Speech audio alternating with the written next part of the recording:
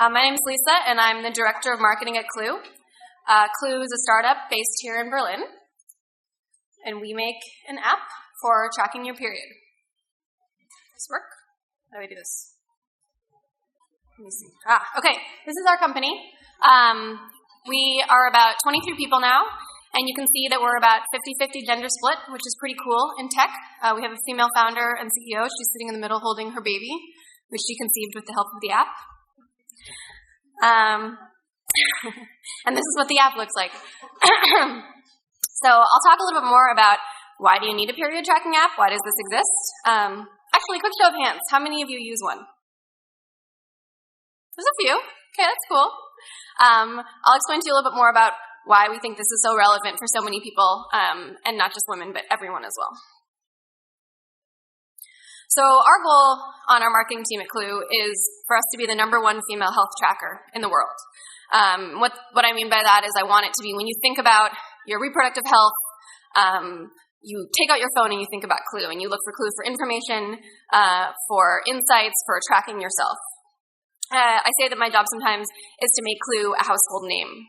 And so when we say #1, it means #1 in the App Store, #1 in search, #1 in your mind.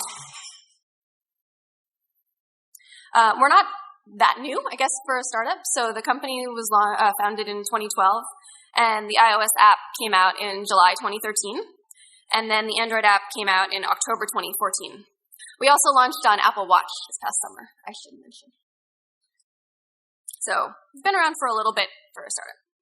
And we're doing pretty well. So these are our numbers right now. It's actually a little bit more than 2.5 million active users. We are in 180 different countries, and the app is in 11 languages. So we have pretty good product market fit, which is awesome. And like I said, my job is to keep growing that, so it's many millions. And I'll talk today about how we got that far. So when I started at Clue 2 years ago, we had 300 downloads a day. Now we have 40,000. So, okay, why do you need a period tracking app? If you don't have a uterus, maybe that's not so obvious for you. The main thing is, primary use case is to know when your next period is coming. And you want to do that because so you can be prepared and have the right supplies with you, so you can plan your travel or your life around it, plan your dating life around it. It's pretty important. And some people might think, okay, your period comes just one time a month, and it's the same time every month. Why do you need an app to tell you that? I wish it were that simple, but it's not, because the average cycle length can range between 25 to 40 days, and that's still considered healthy. So you could have a 40-day cycle all the time, and that's not every month. And it can also just range. There's a lot of variance depending on things like stress and jet lag and exercise. So being able to track the information about yourself and also have an app that learns from your behavior, which Clue does, is really, really helpful. And there's just plenty of people who they don't remember. They just don't remember. Like, you don't know until it shows up, and then you're kind of screwed.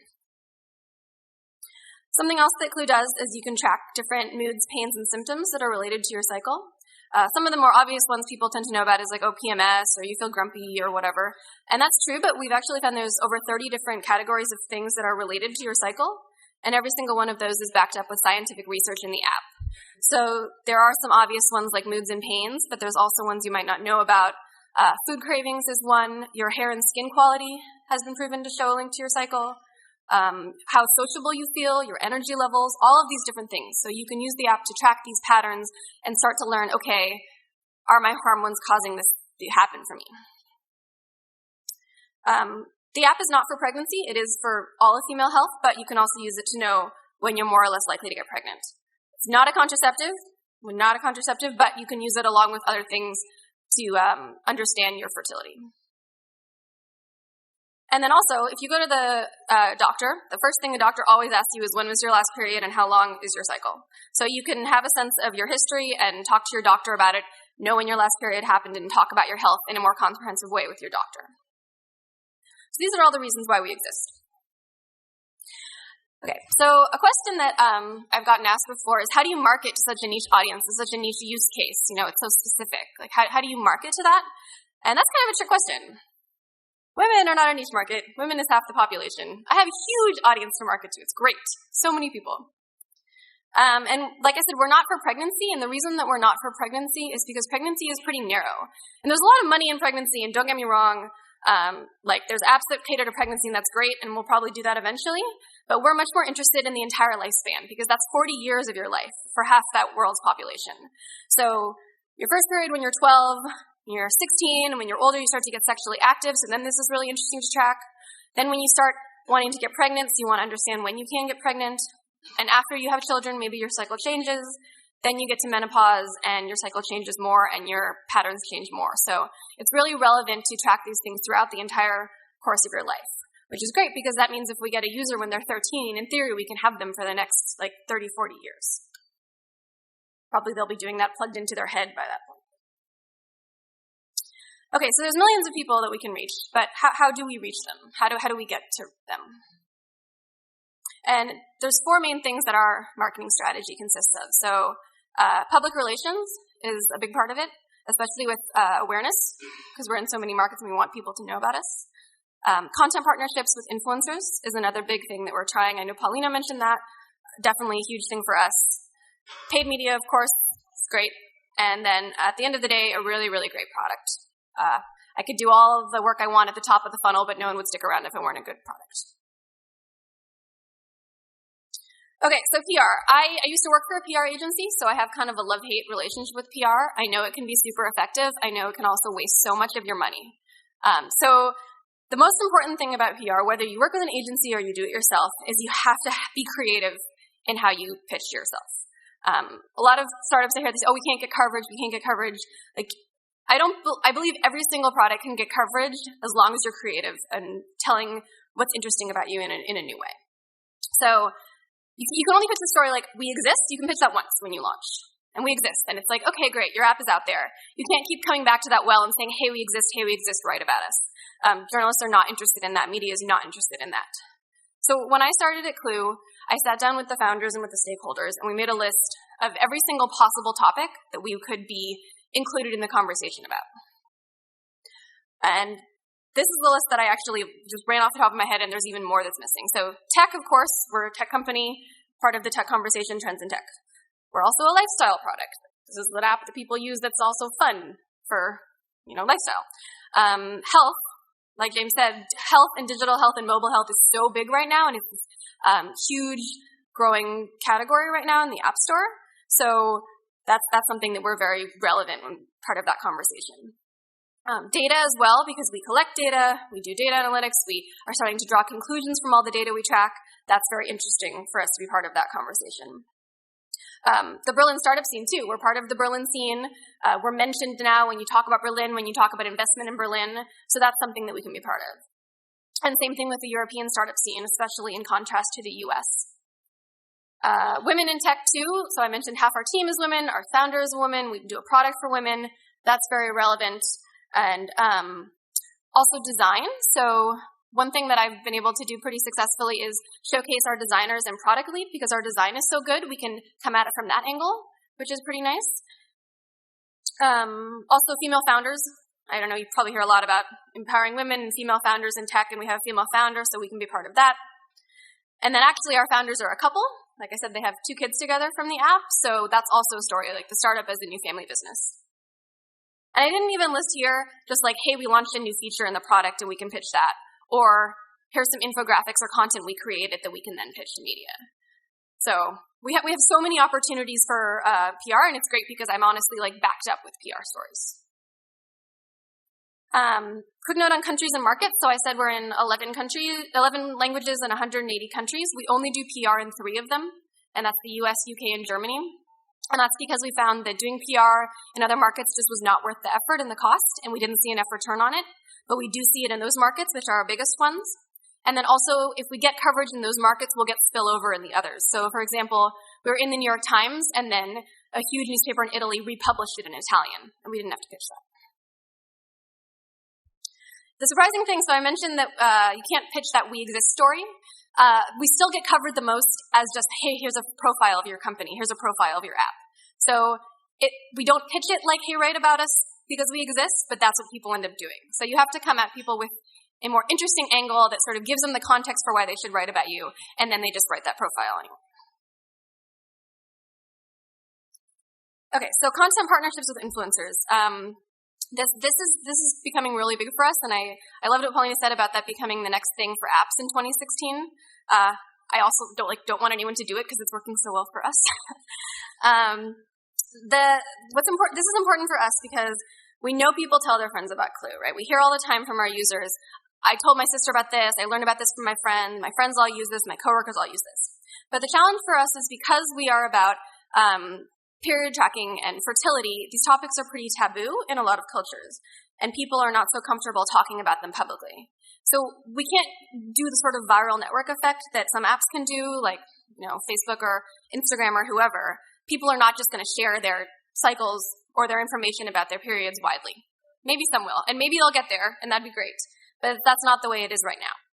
So we have to find other ways to get that word of mouth effect working for us. And so what we are trying to do is we do that by finding people who already have a big platform, who already are respected by their audience, who sort of have the social capital to talk about this stuff publicly. We get them to talk about it on our behalf. So one thing we do is we do Q&As with influencers or successful people on the blog. I don't know if any of you saw this game called Tampon Run that came out. It was made by 2 teenagers, and it was to combat period taboos, and so they made it with girls who code. And it got a lot of press. It went kind of viral, so we interviewed them. And so we got to tap into some of their attention. Another thing that we're doing that works really well is working with YouTubers and Instagrammers, these sort of celebrities. Especially, it works really well for our target audience because these women have these armies of teenagers and women who follow them, and they're really treated like gurus. So if they say, buy this lipstick, download this app, people do it. They just do it hands down. And so it's incredibly effective for us. It's basically, think about it, if your friend says, hey, you should download this app, you're much more likely to. And if the YouTuber you watch every single day says download this app, you're 100% going to, and you're going to tell your friends about it. Paid marketing, also absolutely great for us.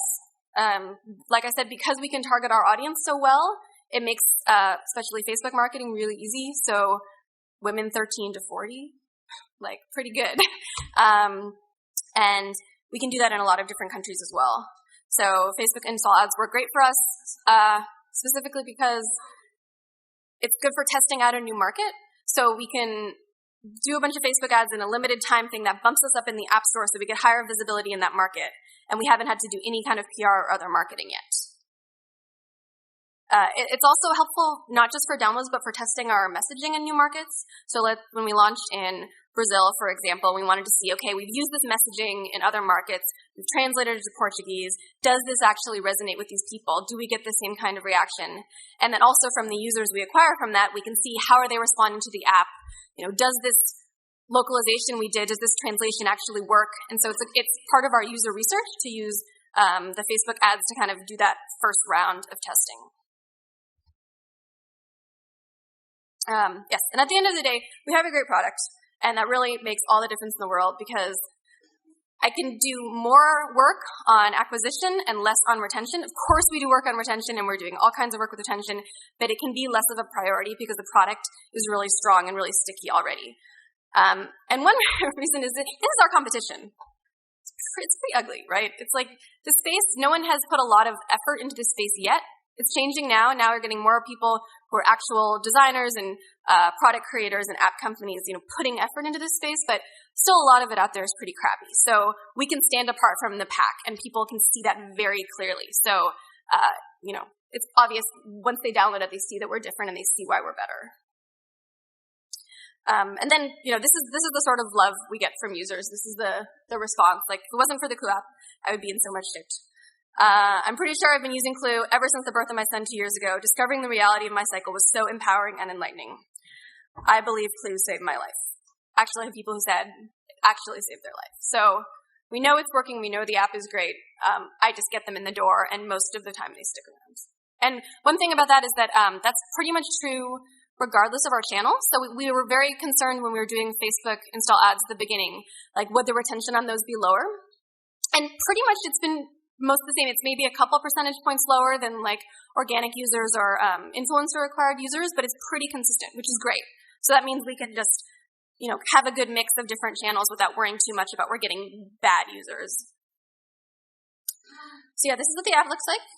You can download it. You can tell your partners or other women in your life about it. We're also hiring for lots of positions right now. Not so many on the marketing side, but keep your eyes open because we're definitely growing. We just got a lot of investment, and come talk to me if you want to.